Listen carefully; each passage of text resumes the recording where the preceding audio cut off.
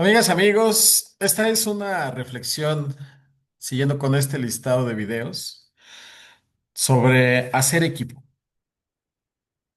Hace años, en una escuela donde yo di clases, un día se reunieron todos los profesores y plantearon la importancia de hacer equipo, de que trabajáramos en conjunto, de que nos apoyáramos unos a otros, eh, de cubrirnos nuestras espaldas incluso. Y todo hasta ahí suena muy bonito, muy bien. Pero como siempre vino Fausto a hablar de lo que Dios le estaba poniendo en su cabeza. Y es que me sonrío porque parece que cada vez que hablo de lo que está en mi cabeza, alguien se confronta.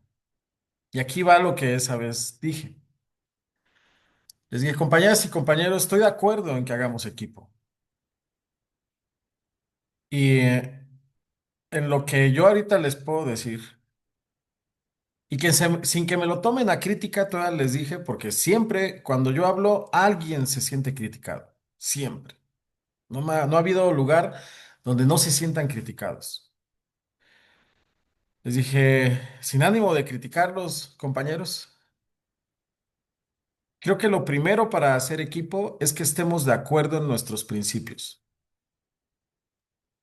Porque la hora de entrada a un salón debe ser a esa hora. A las 7 de la mañana es la hora de entrada en la mañana, al salón. Mientras que yo veo que hay compañeros que entran hasta las 7:10, 7:15. Y pues bueno. Se justificaron diciendo, bueno, es que a las 7 llego y firmo. Le digo, sí, pero la entrada al salón, bueno, está bien. Pónganle que la entrada al salón, o a las 7 de la mañana es la entrada a la escuela, firman a las 7, por eso entran 7:05, 7:10 al salón. Ahora, el cambio entre salón y salón. Estábamos, di clases en escuelas donde los salones estaban muy juntos. No había que ir realmente desde un salón lejano y caminar más de 100 metros, no. Escuelas enormes, así como la Agustín Melgar, la Ignacio Ramírez, es así, no, hombre. Simplemente bajar todas las escaleras desde el cuarto piso hasta el primero y todo a caminar hasta el fondo es enorme. Pero yo di clases en escuelas pequeñitas de zonas más alejadas. Y eran escuelas pequeñas, donde para ir de un salón a otro no eran más de 2 o 3 minutos. Yo les decía, yo tengo que esperar hasta que el compañero sale a veces 10 minutos tarde de su hora. O a veces tengo que tratar de esperarme lo más posible porque el compañero del cambio de hora tarda 10 minutos, 5 o 10 minutos más. Y dejar solos a los alumnos 5 o 10 minutos a veces, créanme, es un caos muy, muy grande. Cuando yo estaba en secundaria, cuando yo estaba en secundaria, hacíamos hasta competencias de besos en lo que era el cambio de turno. Y fue aquí en secundaria, hoy la verdad me acuerdo y hasta me da un poco de asco, pero en ese entonces para nosotros era la novedad, ¿no? Y hasta la baba se les caía luego a unos compañeros en la competencia. Perdón que lo recuerde así, pero hoy entiendo por qué ahora los niños salen embarazados en secundaria. O sea, si todo eso se empezó a gestar desde generaciones anteriores, pues era cuestión del mismo cambio, la misma involución, eso no lo llamaría yo evolución, sino la involución del ser humano, a que ahora pues se encuentran niños teniendo relaciones sexuales en los baños, por ejemplo. Y no estoy diciendo nada que sea fuera de la realidad. Niños viendo pornografía en sus celulares. Todo eso es cierto y es derivado de un proceso de involución por el descuido en pequeños detalles. Esos pequeños detalles que los japoneses no tienen, por ejemplo. Yo todavía recuerdo una conferencia de Carlos Kasuga donde él decía que la importancia de llegar puntual a la hora de clase, no 3 minutos tarde. Él decía que con un minuto tarde, él hacía cuentas matemáticas, Carlos Kasuga, y nos daba conferencias a los maestros, a los profesores, mejor dicho, porque maestro, solo Dios. Entonces a los profesores nos daba conferencias y decía cómo con un minuto de retraso para llegar a un salón, el país perdía horas completas. El país era una visión que nos trató de llevar porque así son los japoneses. Y acá nosotros, hasta los compañeros me dijeron, ay, Fausto, es que tú eres un exagerado con la puntualidad. Siempre me dijeron así. Y como esos muchos más detalles que a mí me hizo decirles, si no estamos de acuerdo en los principios, porque ya hasta dijeron que soy un exagerado con mi puntualidad, que para mí no es mía, es puntualidad con la escuela, que la misma normatividad nos marca, y como esos otros principios más, que son de sentido común, pero que además están en la Ley General de Educación, están en la normatividad vigente. Y si no podemos estar de acuerdo en esos principios, pues yo no puedo hacer equipo con personas que no están de acuerdo en que esos principios se deben mantener, se deben sostener, se deben reivindicar, se deben hacer válidos. Porque si hoy nosotros mismos no respetamos la normatividad de una escuela, pues ¿cómo vamos a generar ciudadanos que al rato respeten la constitución política o las leyes de un lugar? Ay, Fausto, es que las leyes, tú sabes que nadie las respeta. Ese es el tipo de expresiones que me he encontrado toda mi vida. Es difícil. Hoy no quise poner ningún versículo en la pantalla, pero para los que estamos en el camino de nuestro Cristo amado, tenemos un manual de instrucciones, dicen algunas iglesias. Tenemos una serie de preceptos, dicen otras personas. Y por eso dice contundentemente un versículo que jamás se aparte nuestra boca de las palabras que están en el libro de la ley. Y que meditemos de día y de noche en la ley en cada situación que tengas. Estás hoy pasando por una enfermedad y si eres cristiano o usas la Biblia como guía de vida, que tenemos muchos, ahí está qué debes hacer en la enfermedad. Si no te puedes curar, incluso ahí está qué pasa si no te puedes curar. Si tienes un dilema con tu pareja, ahí está. Si tú, hay muchos que no creen en esto, bueno, por lo menos ahí están algunas recomendaciones si quieres tomarlo así. Pero habemos para quienes es el libro de la ley y la ley se debe respetar. Una ocasión en San Felipe del Progreso y creo que en esa zona, ojalá pronto eso desaparezca, pero creo que se da mucho, no solamente entre los políticos, sino también entre los hermanos en Cristo. Se da mucho el que tuercen la palabra a su modo y una vez me dijo un político ahí, un político, no un hermano en Cristo, sino un político. Lo que pasa es que la ley es como se interprete, Fausto. Y es secretario de ayuntamiento, no voy a decir de qué municipio. Es secretario de ayuntamiento. Una persona que debe ver que la ley se cumpla. Y dijo, es que depende cómo se interprete la ley, Fausto. Al hablar del artículo 28 de la Ley Orgánica Municipal del Gobierno del Estado de México, de la Constitución del Estado de México. Y dije, ¿en serio? Le digo, a ver, la ley ya fue discutida, ya fue debatida. Ya fue hasta peleada por muchos, defendida por otros y al final se lograron consensos antes de lograr que salga una ley humana, desde luego, o de la sociedad humana y más del Estado de México. Fue debatida, discutida, peleada, argumentada, contraargumentada en el fuego de la discusión. Le llamo yo a eso el monte del fuego del destino a la Cámara de Diputados. Y ahí, quiero recordar ahí un poco de Monte del Fuego. J.R. Tolkien, este autor del Señor de los Anillos, un libro que a mí hace tiempo usé de ejemplo, en donde decía que ahí en ese fuego, ahí se generaron anillos del destino. Anillos para gobernar la voluntad de los hombres, de los elfos y de los enanos, dice el libro de esta literatura inglesa. Un libro de literatura inglesa. J.R.R. Tolkien nació en 1890 y tantos, me parece, o 70 y tantos, algo así. Es un libro muy viejo que enseñan en las escuelas de Inglaterra. Pero no viejo. Bueno, sí, que fue hecho hace mucho tiempo. Y ahí dice que ahí forjaron estos anillos.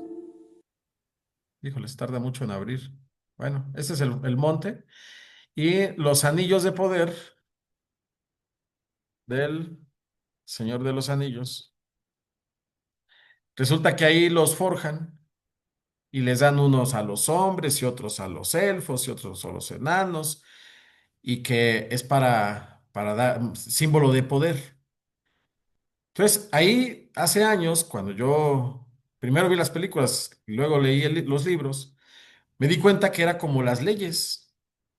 O sea, está escrito en un anillo las leyes, decía yo entre mí. Y es, o sea, los diputados pelean ahí en las cámaras de diputados. Vamos a poner otra imagen que se llame Cámara de Diputados. Ahí pelean, ahí discuten, ahí se agarran del chongo, y más ahora con lo que está haciendo Alito Moreno. Ahí vienen todas las discusiones para generar una ley. Y no importa si es la Cámara de Diputados federal, o si es la Cámara de Senadores, o si es la Cámara local en algún estado, o si es el cabildo de un municipio, o es simplemente la asamblea en una comunidad. Son discusiones intensas muchas veces, fuertísimas, para acabar generando una ley. Y con esa ley se le da poder a una persona que puede ser hasta un presidente municipal, por ejemplo, o un representante de una comunidad, de donde sea, un delegado, un presidente de sociedad de padres. Ellos llevan el anillo de poder. Y hay muchos que se ensoberbecen con el anillo de poder. Y perdón, pero hay pastores que también lo hacen.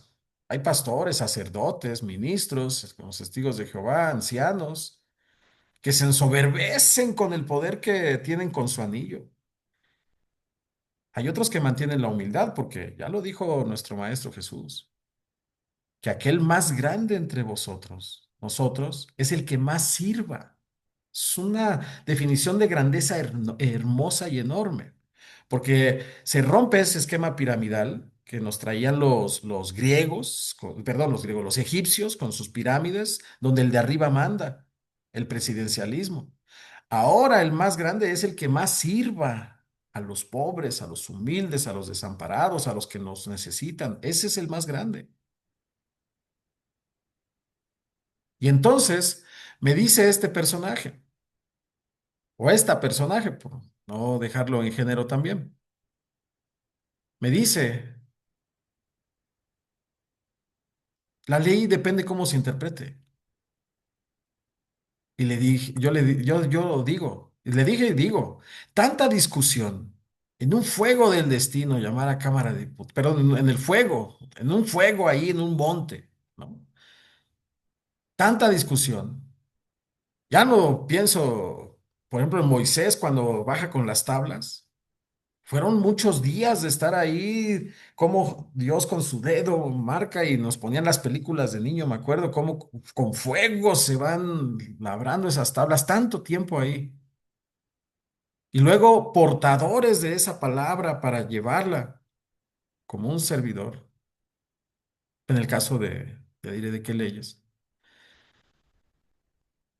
para que un personajete cualquiera, personajete, o sea, me refiero a un personaje de manera un poquito, bastante despectiva, crea que la ley todavía se debe interpretar por alguien que no vivió la discusión, por alguien que no pasó tiempo escribiéndolo. Una cosa es cuando se discuten y otra ya que se pasan con punto y coma. Y ya que se pasan con punto y coma, o sea, la redacción, la ortografía, la gramática, que cualquier personaje, por eso dije personaje al referirme por cualquier personaje, acabe diciendo todavía hay que interpretarla nosotros aquí. No es así, mi estimada, mi estimado. No es así. La ley ya fue discutida, debatida, sancionada y aprobada, luego escrita por expertos en escritura. No es cualquiera el que escribe una ley, por eso no lleva ni una falta de ortografía, nada de que me equivoqué en la coma, me equivoqué en el punto, ay, perdón, no iba ahí ese acento. No, se escribe de manera, iba a decir perfecta, pero solo hay uno perfecto, de manera muy puntual, para que quienes tengamos y perdón la palabra que voy a usar, apenas la escuché ayer de Pastor Miguel, tengamos que someternos para que se cumpla la ley. Es una palabra fuerte, yo lo sé, es muy fuerte esa palabra, pero la ley no es una recomendación. Es decir, yo he visto gente pasarse los saltos y no respetar la ley. Justifican que llevan prisa, justifican que es una emergencia, justifican en muchas cosas, pero al final faltaron a la ley. La ley dice que ante un alto debemos detenernos. La ley dice que no podemos hacer muchas cosas y que si las hacemos, nos ganamos una consecuencia. A veces mala, a veces buena, dependiendo de la naturaleza de nuestras acciones, pero ya está en la ley. Y para los que creemos en el espíritu y en el alma, está la Biblia. Y ahí también dice qué consecuencias nos ganamos si nos alejamos del diseño original de nuestro Señor, de nuestro Creador. Ahí dice, revelada en la palabra de nuestro Maestro Jesucristo, que consumó todas las leyes, todas las consumó Él, aún sin ser, eh, híjoles, esto es fuertísimo, pero bueno, aún sin ser malo, aún sin ser un pecador, aún sin ser un violador de la ley, hasta el sacrificio del más peor de todos los violadores y pecadores se le dio a Él. La crucifixión no era cualquier castigo, era el castigo, el peor castigo para los enemigos de Roma. Y él nunca fue un enemigo de Roma, hasta dijo que los impuestos, no dijo que se debían pagar, pero dijo, dad al César lo que es del César y a Dios lo que es de Dios. Y muchos judíos se le fueron encima. Ya ven, porque los judíos veían como malos los impuestos y creían que el Mesías, el Salvador, iba a venir a librarlos de los impuestos de los romanos. Así pensaban los judíos y hoy todavía los judíos no aceptan que ya llegó nuestro Mesías. Ay, aquí está. Bueno, hay judíos, hasta donde sé, que se llaman judíos mesiánicos, que ellos sí aceptan que Jesús es el Mesías. Aquí ya entramos en un terreno todavía más profundo y que a muchos no les va a gustar que diga yo que los judíos no aceptan a Jesús como parte de su cultura. Ellos dicen que es un rabí que vino, un gran rabí, pero no lo aceptan como el Hijo de Dios. Surgió un pequeño grupo llamado los judíos mesiánicos. Tengo conocidos de ese grupo que ellos sí aceptan que Jesús es el Mesías. Es fuerte eso, porque ahora cuando viene alguien a querer decir, vamos a hacer equipo, pero basándonos en los principios, basándonos en las leyes, vamos a hacer equipo, basándonos en las normas, la mayoría lo rechazan, de verdad. Es como la voz en el desierto. Es Juan diciéndole, hay que enderezar los caminos, hay que enderezar nuestras vidas, porque viene el que va a hacer el milagro. Y muchos no quieren. Muchos no quieren enderezar su camino y me refiero a secretarios de ayuntamiento, me refiero a diputados, me refiero a directores, a jefes de departamento en los ayuntamientos. Me refiero hasta a los mismos familiares de los que ahora son presidentes municipales. o presidentas municipales, que todavía es el esposo el que realmente está gobernando detrás, es el papá, la mamá, los que realmente están gobernando detrás, y que traen esas costumbres de sentirse los dueños de la región.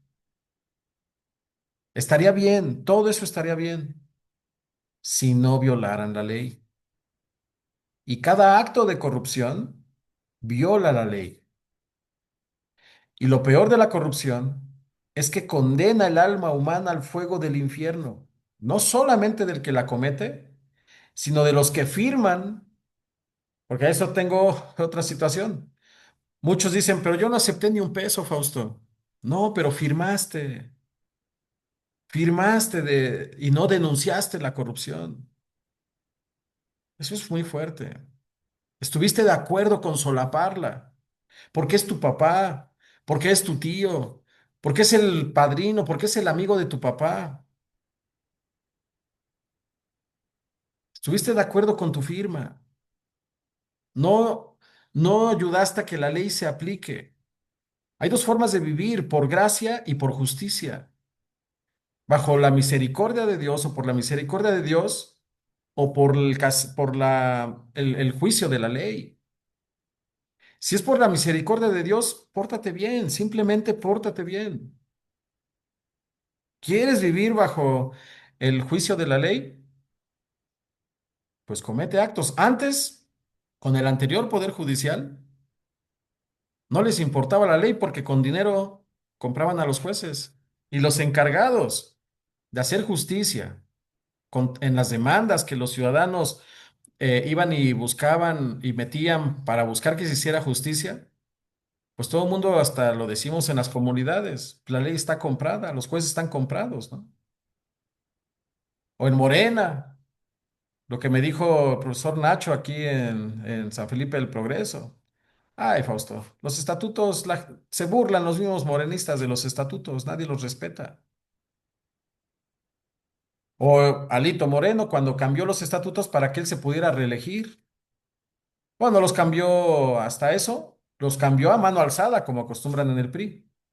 O sea, sí fue democrática el cambio de estatutos. Pagando por debajo de la mesa y pidiendo, haciendo favores, prometiendo favores económicos y no sé de qué otros tipos, pero al final levantaron la mano, aprobaron el cambio de estatutos para que Alito Moreno pudiera continuar de manera indefinida. Y eso ya le pasó a un cristiano en política, Nayib Bukele. Yo apreciaba mucho a Nayib Bukele, hermano cristiano, y apenas me decía el pastor Francisco, decía, Fausto, Eh, nunca van a dejar llegar a un cristiano a la presidencia, porque es una persona muy recta, muy íntegra. Y yo dije, sí hay ejemplos de quienes han llegado a grandes puestos. O sea, Dios no solo levanta arquitectos, no solo levanta doctores, no solo levanta empresarios de las iglesias. Dios también ha levantado directores de ayuntamiento, regidores, presidentes municipales, y hasta un presidente de república como es Nayib Bukele. Pero pareciera que mucho poder siempre corrompe sin importar si es cristiano o no. Lo último que hizo de, por aprobación de todos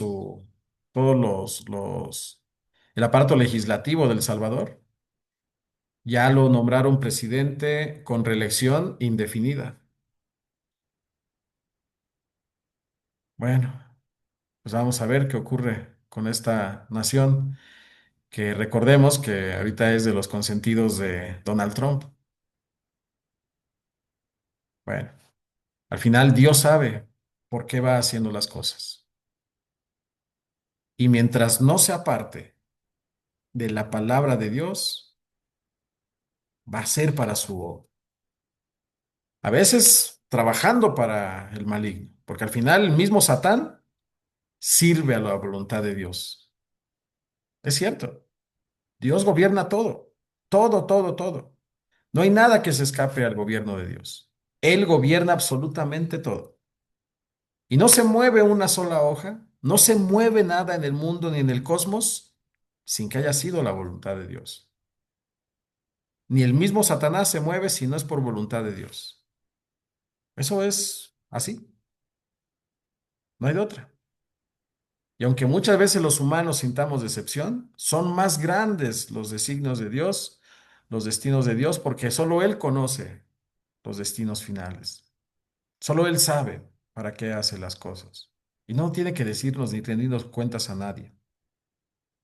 ¿Qué nos toca entonces a nosotros los hombres? ¿Qué nos toca? Respetar las normas, las leyes, los principios, los preceptos. Respetarlos, primero hay que estudiarlos. Primero hay que estudiarlos. Porque no podemos respetar algo que no conocemos. Entonces, yo agradezco mucho al cristianismo, a las iglesias donde he estado, que hacen lo primero que es fundamental, que es estudiar. Y en cada prédica, a los que vamos a las iglesias, a las congregaciones, a los templos, nos hacen estudiar. Eso es fundamental, el primer paso, estudiar.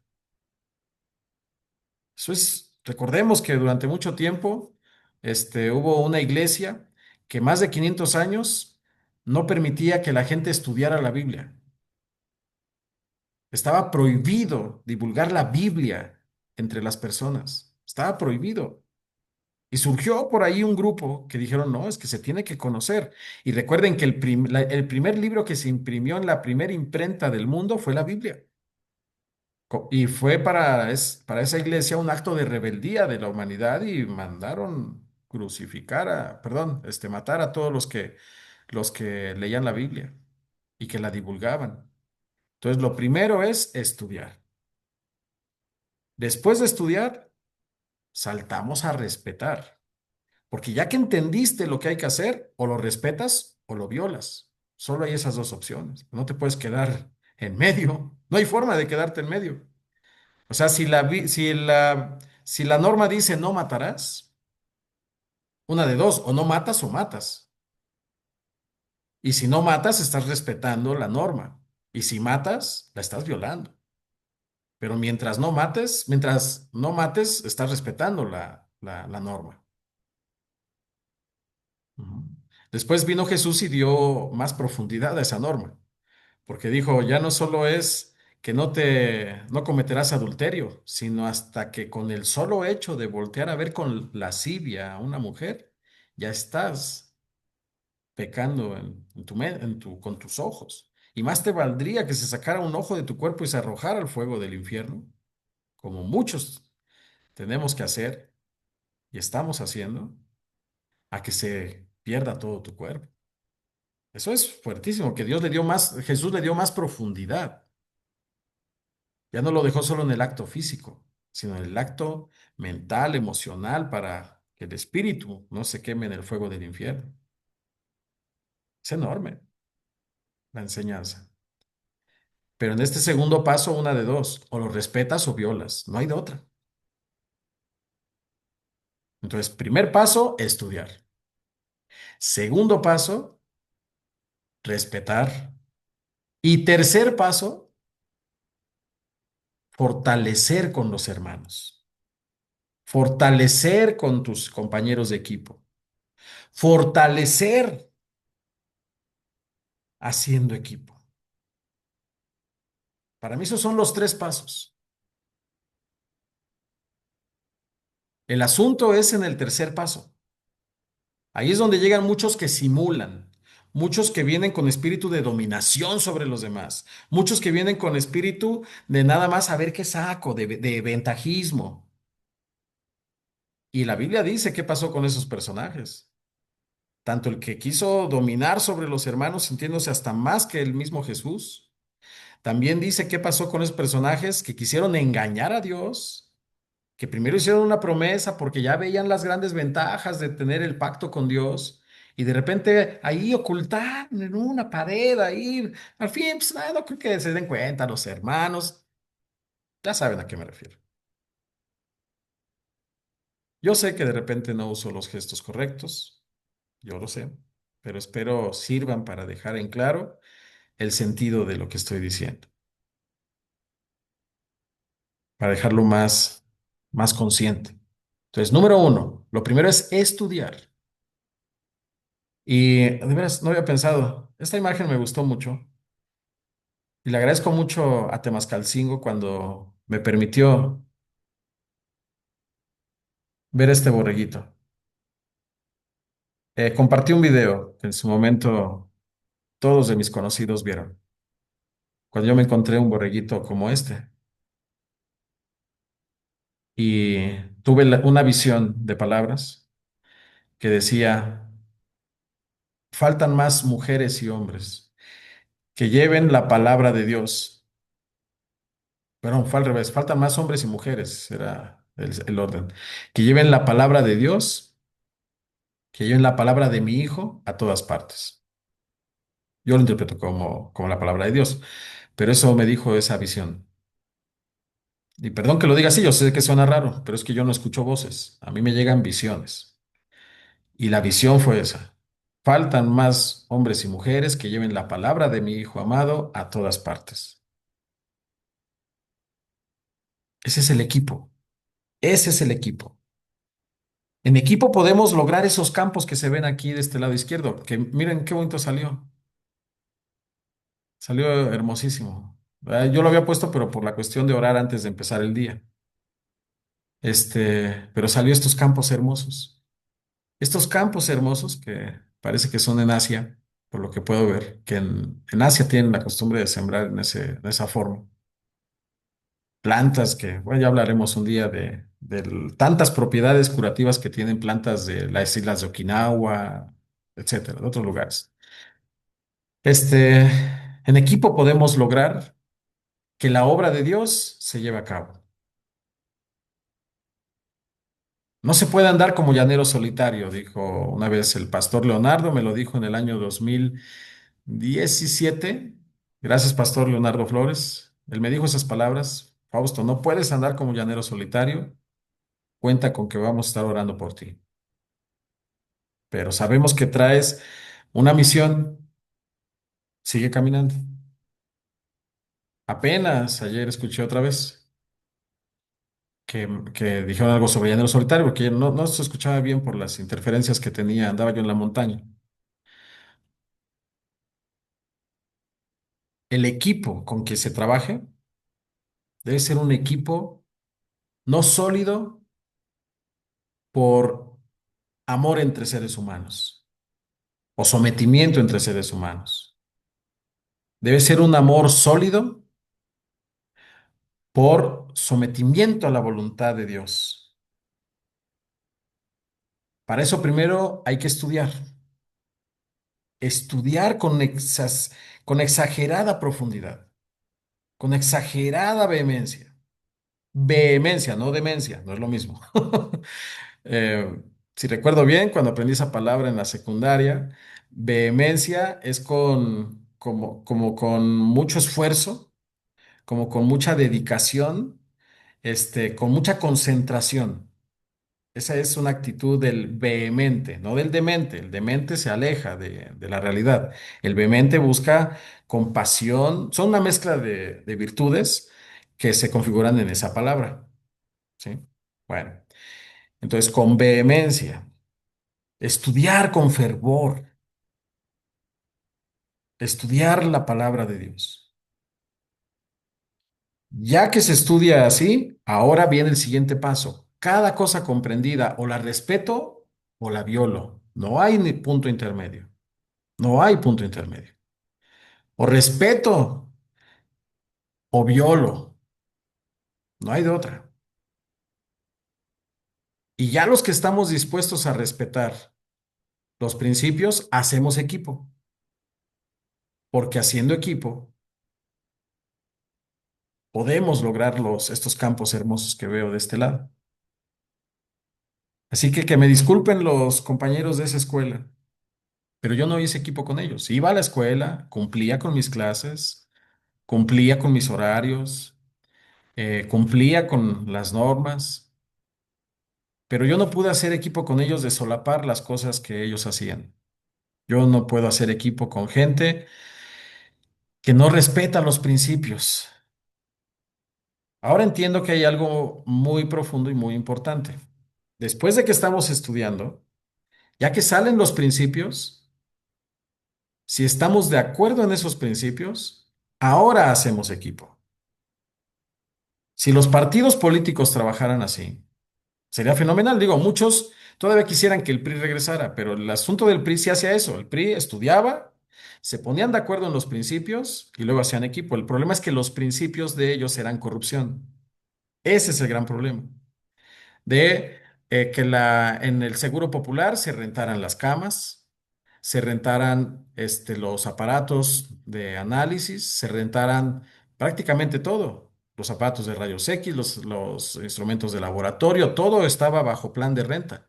Digo, la gente no pagaba nada, pero todo eso se rentaba a unos cuantos privados y era dinero de nuestros impuestos. Así trabajaba el Seguro Popular, bajo un plan de rentas y los priistas estaban de acuerdo en ese principio, de que todo fuera con rentas. Y como eso, muchos más ejemplos que podría mencionar, que pues, sería el video muy largo, porque se vivió eso en todo, en seguridad, se vivió en el sistema de salud, en educación, en transporte, en todo se trabajó ese mismo esquema de principios. Ahora, el INS Bienestar viene a quitar todo ese plan de rentas y el gobierno compra directamente y se queda en propiedad del gobierno para no estar pagándole rentas a nadie. Gaby Gamboa lo hizo en Metepec. Allá los edificios administrativos se rentaban a ciertos personajes priistas y panistas. Y cuando Gaby Gamboa en Metepec llega por Morena, siendo ella incluso viniendo del PAN, quita todas esas rentas en Metepec. Dijo, a ver, tal edificio de la Casa de Cultura, tal edificio del edificio de agua, el edificio administrativo, ¿cuánto pagan de renta? Y eran millones de pesos mensuales. Dijo, ok, se acaba ese plan de rentas, con esos mismos millones vamos a comprar un terreno y vamos a construir la casa de todos. Y ahí está la mitad de servicios administrativos. Ya no le alcanzó el tiempo para construir otra parte más y ya no pagarle nada de rentas a esos personajes.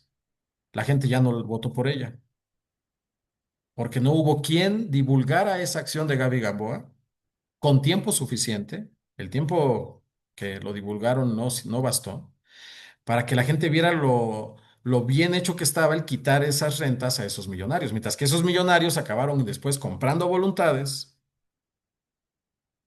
y regresar al esquema que a ellos les conviene. Lo mismo que está pasando en Coahuila. En Coahuila son tanto los intereses millonarios que a la gente le dieron por voto 2,000 pesos, no los 500 pesos que dan en el Estado de México. Allá dieron de 1,000 a 2,000 pesos por persona, por voto. Allá hay mucha lana. No sé por qué, yo no sé qué tiene en especial Coahuila. Pero recordemos que es tierra de dinosaurios. Y no me refiero a los priistas. Me refiero a que allá hay fósiles de dinosaurios. Muchos fósiles. Eso es histórico y lo saben todos los que hemos estudiado un poquito de paleontología. Es enorme la cantidad de fósiles que hay en Coahuila. No sé, ha de haber algo ahí en ese suelo que tantos intereses económicos tiene. No es fácil allá, Alejandra, la líder del Movimiento de Regeneración Nacional. Ojo, no dije partido Morena, porque ella viene desde el movimiento. El partido acabó rompiendo al movimiento, pero no voy a entrar en esos temas. Simplemente, ¿por qué el partido Morena acabó rompiendo el movimiento de regeneración nacional? Pues porque no respeta sus estatutos. El partido de Morena no respeta sus propios estatutos. Eso es una realidad.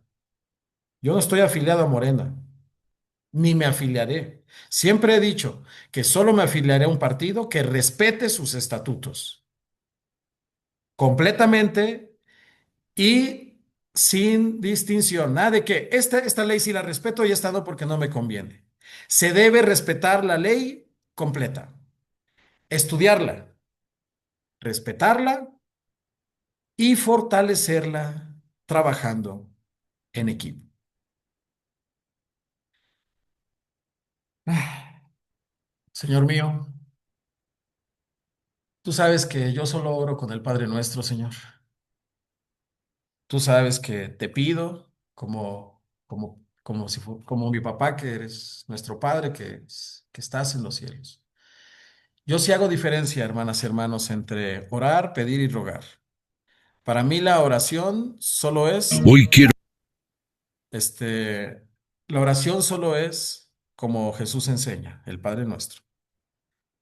Hay muchas partes de la Biblia donde dice que sí debemos hablarle a Dios, que debemos poner todo en oración, pero no dice que la petición sustituya a la oración. Pero después hablamos de eso, que es el motivo de estos videos que estás viendo en este listado. Así salió por una visión que Dios me puso. Y es que en esa visión que Dios me puso, hay muchas hermanas y hermanos que están convirtiendo a Dios en un concededor de sus deseos. Eso está pasando. Y al hacer eso están corrompiendo el sentido de la oración. Ya después hablamos de eso, porque esa fue la visión que originó toda esta serie de videos que estoy haciendo. Este, entonces, Señor, tú sabes que yo sí distingo entre orar. Yo oro como nos enseñó tu Hijo amado, Padre nuestro. Me tardo más de una hora siempre orando. Le agradezco mucho al pastor Agustín que me empezó a instruir en esas oraciones que son de más de 2 horas. Este, yo te pido, Señor, te pido fervientemente que nos sigas dando la disposición a las personas de leer tu palabra, de estudiar tu palabra, para encontrar tu voluntad. Mi Señor amado, también te ruego muy, muy, muy profundamente, mi Señor.